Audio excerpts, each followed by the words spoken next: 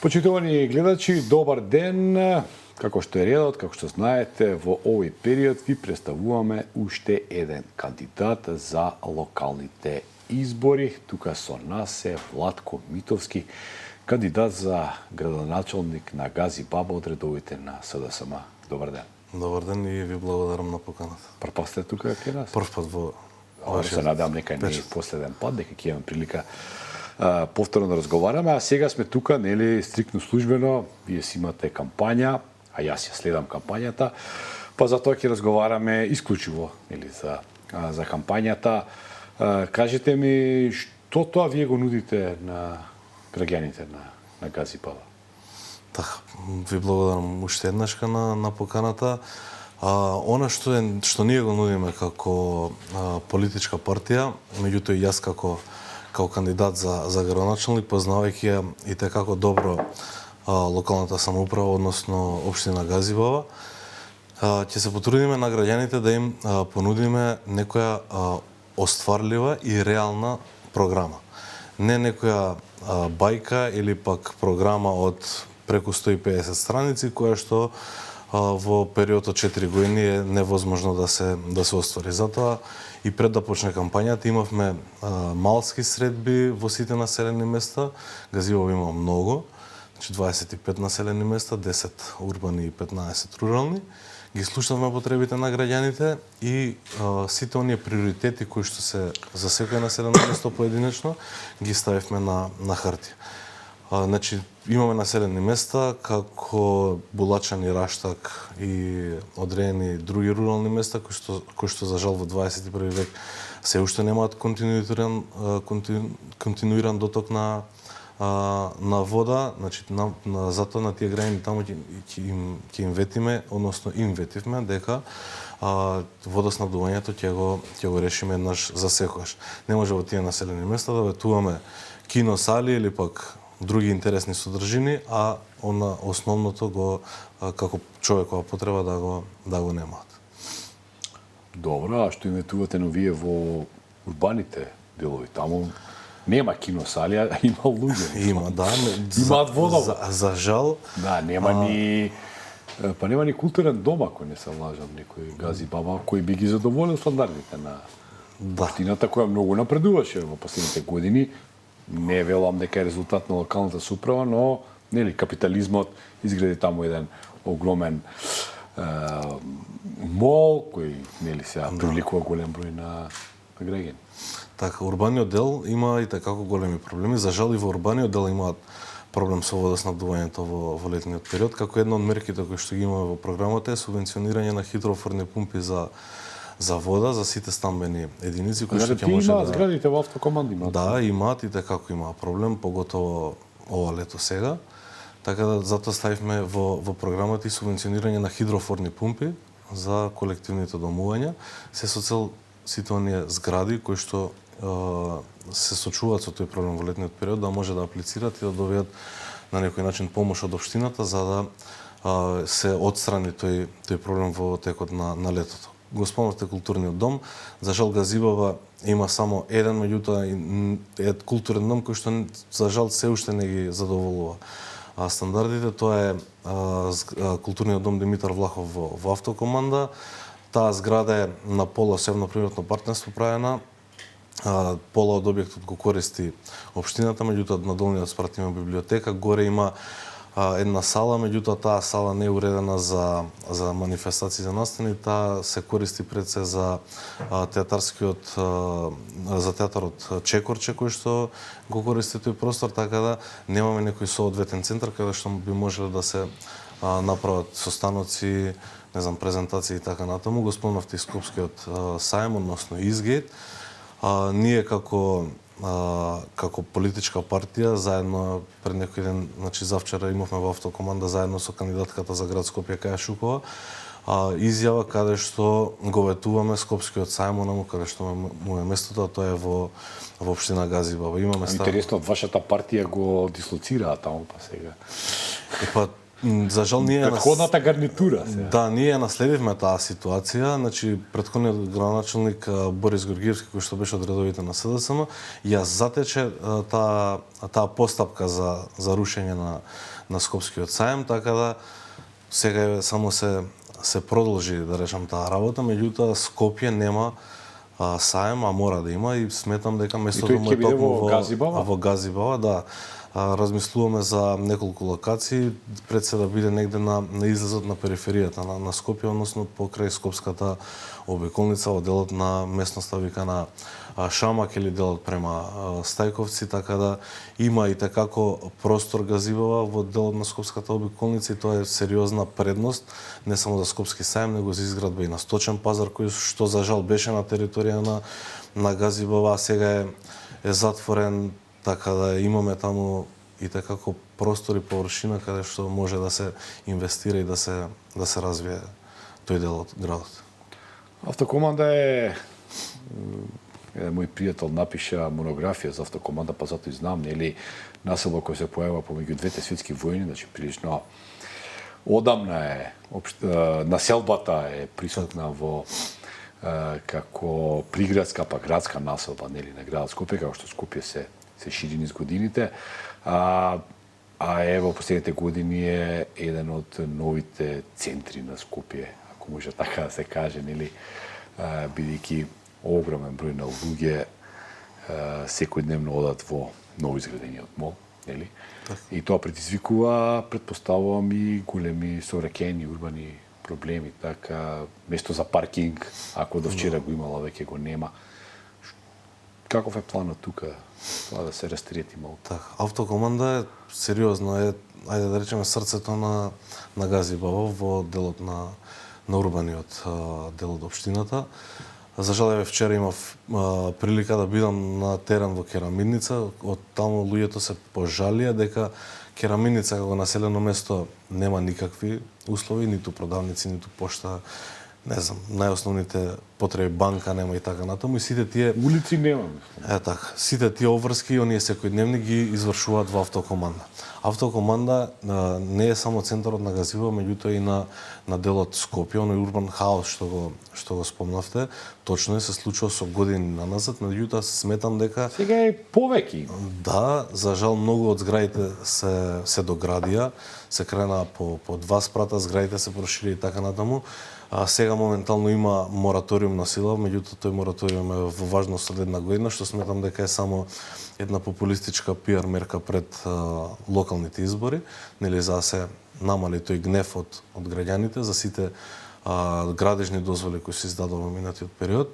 Така да сметам дека треба политичка малку храброст, кој што години наназад сите градоначалници го ветуваат, тоа или зонско паркирање или катни гаражи, меѓутоа до сега никој се уште нема превземено ништо.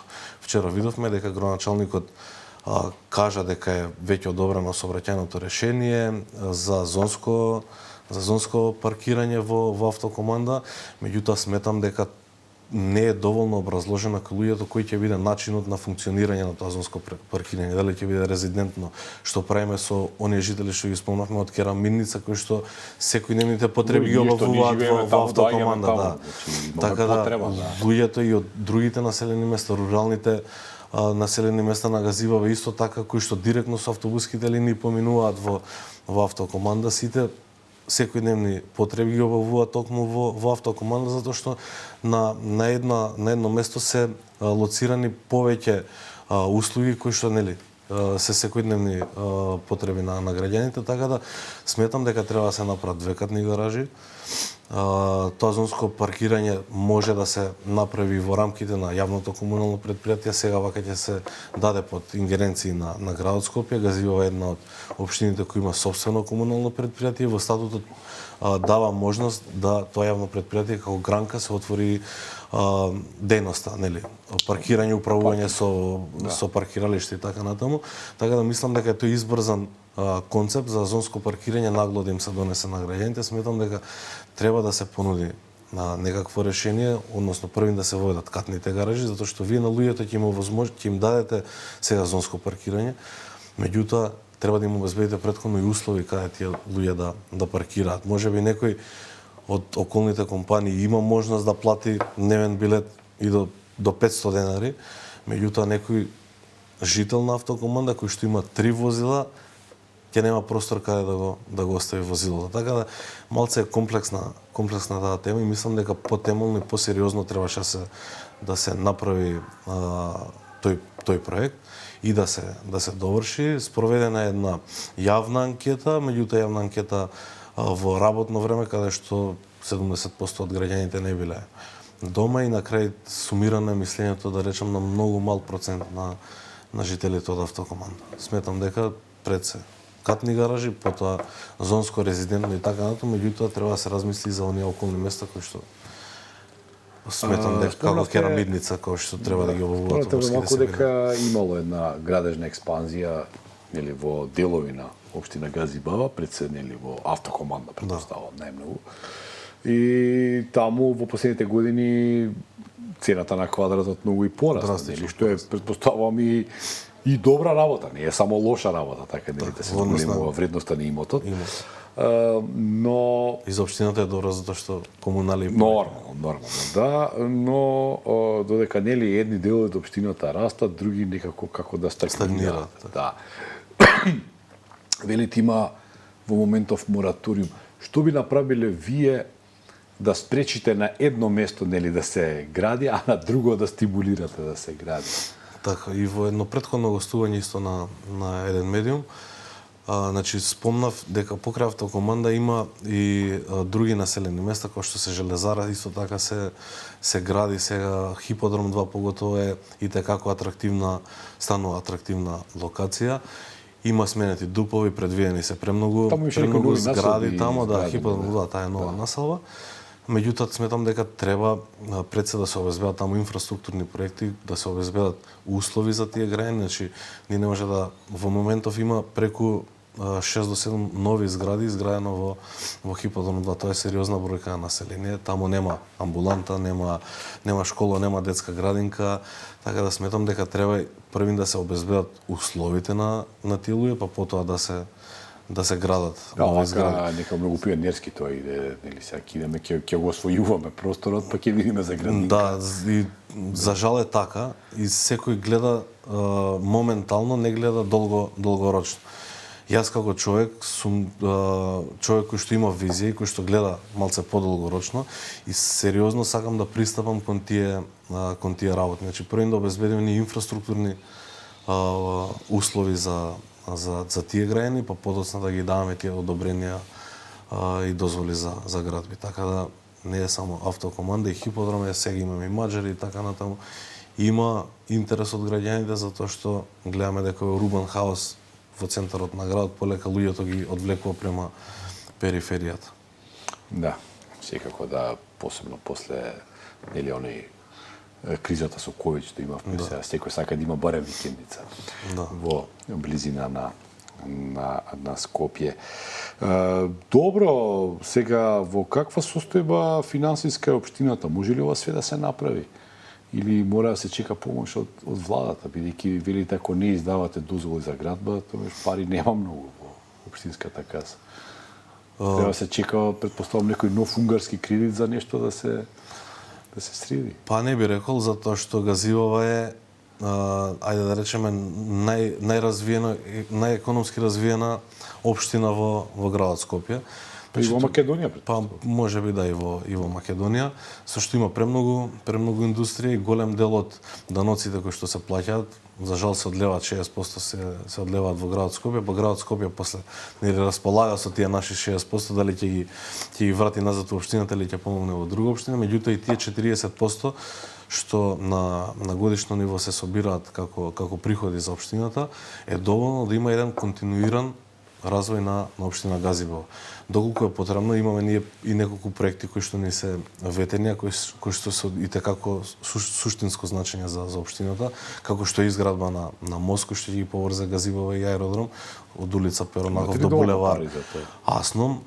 Сметам дека тоа е голем залог за општината, меѓутоа таму ќе треба и tekako да се размисли за помош од странски странски дали кредити, дали грантови и така натаму, затоа што таа е една алка која што сериозно ќе го отежни сообраќајот на улиците Методијан Новченто, Благоја Стефковски, да, булеварот Александар Македонски и така натаму, затоа што еден мост веќе е во завршна фаза, оној кај Јане Сандански, салата и керамидница, меѓутоа се уште не е довршен, така да уште еден мост кој би се направил од улица Перонаков до булевар Аснум, тоа е негде на потегот од Лајка иде претоварната станица Вардариште до последна автобуска 5 во Ново Лисиче. Значи имаме еден правец таму точно за да се пробие нова улица и да се изгради нов мост. Сметам дека за таквите проекти ќе треба поддршка, дали од владата, дали од европски фондови, кредити и така натаму, меѓутоа тоа се значени проекти кои што значат развој на општина Газиба, поврз транспорт, движење и така натаму. Работе во близина на ова вие што го говорите, знам колку е гужва од Сабајле, колку е неподносливо, нели да се помине. Да, на тој потек го имаме и Кванташкиот пазар, кои што нели секојдневно гравитираат обамни товарни возела. Што е со тој дел таму стар Кванташки, тоа е прилично руинирано тоа таму. Тоа е делот на Кирил Петрушевски, да, значи таму имаме сериозен проблем со луѓето во утринските часови, затоа што гравитираат премногу возила, камиони, кои што прават застој во и на Благоја Стефковски, и на Перонаков, меѓутоа и на булеварот автопатот. Да, или на булеварот Александар Македонски. Така да сметам дека тој мост, дел од тие луѓе го користат и Благоја Стефковски и Перонаков за да влезат во аеродром, така да ќе се избегне таа улица, ќе влезат директно во аеродром. Дел ќе се приклучат директно на автопат. Размислуваме сериозно и за преместување на Кванташкиот пазар како една претовар, како собирен центар, да речам, за земјоделски производи, така да го крстиме во соработка со не знам, меѓународни исто така фондови, грантови и така натаму. Друга локација го стави. Да, исто така да се премести во делот на Скопската обиколница, затоа што таму претежно доаѓаат прекупци и го прават тој сообраќајен метеж кој што се случува во Кирил Петрушевски како населено место, Маџари, Триангла, Хиподром и така натаму. Добро. Ајде, вака за крај, ево го нудиме на сите наши гости, што вие би порачале на граѓаните на Газибаба? Би порачале да ни дадат поддршка, затоа што цврсто веруваме во промени. Јас сум човек кој што сум израснат, живам цел живот во Газибаба, ја знам општината како дише. Во периодот од 2017 до 2021 бев директор на комуналното предпријатие во Газибаба, каде што точно ги запознав сите населени места, сите улици, буквално сите проблеми на општината. Ме знаеш како човек кој што сум отворен за соработка и човек кој што тоа што ќе го вети ќе го исполни. Сум човек кој што не бега од проблеми.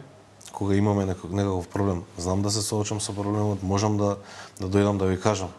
Да, ова не може да се направи од тие причини, дајте да најдеме некое друго решение. Не сум човек кој што ги става проблемите под тепих и сум човек кој што и тогашната опозиција, да речам, затоа што советот беше од редовите на ВМРО да помене, градоначалникот беше од СДСМ, како директор на јавното комунално предпријатие, секогаш добивав едногласна поддршка за сите проекти, има, нели, стенограми каде што ќе го посведочат тоа. Значи, така да знам да менаџирам и да соработувам со сите, да, не само со ВМРО. Кај мене не постои ВМРО, само постои човек и не човек, така да сметам дека треба да ги гледаме сите луѓе така. Сум отворен за соработка, живеам во мултиетничка средина, никогаш немало поделби, никогаш нема ни да има. Влегувам во оваа приказна со чисто срце, отворен за соработка и со искрени намери. Така да сметам дека младите луѓе треба да превземат чекори за да останат во својата општина, а јас сум еден од нив, така да затоа и се вклучив во оваа трка. Владко Битовски, благодарам за овој интервју. Ви посакувам многу среќа, на крајот дека победи демократијата. Ви благодарам на поканата уште еднаш. Почитувани гледачи, ви останете со содржините што ги нуди Слободен печат.